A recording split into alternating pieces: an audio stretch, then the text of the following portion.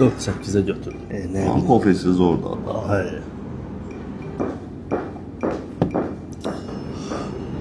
Gördün kızı.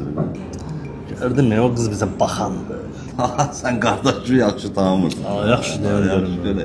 Necə onun diqqətini necə cəlb edeyim? Özü durub gələcək bura. Neyniyəsən? Ofisant.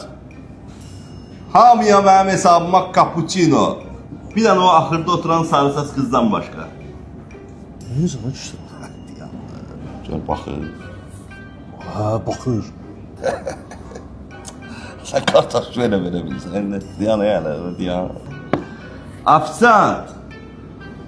Hamıya məndən cheesecake, morğulu. Bir dənə o axırda oturan sarı saç xanımdan başqa. O neynirsən sən? Dəlisən ha? Hadi dayan da, görəcəksən də qardaşım. Salsan bizi bilir. Bax gör, baxır. Ama hə, baxır. Bax gör, neyini.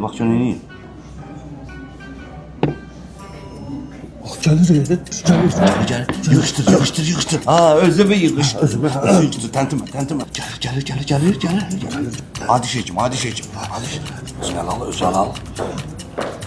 Hər şey başımıza gəlir. Çatır. Salam. Salam.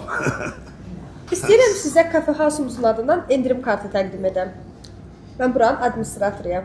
Görürəm ki, maşallah çox sifariş eləmisiniz. Zəhmət olmasa müəllimə endirim kartı təqdim edin. Nuş olsun. Əsas odur gəlir də qardaş. Dedim elədim də. Yox. Dedim elədim. Dedi belə. İlk də öldür haqqını al olsun. Ay nə qədər şut edirlər gör.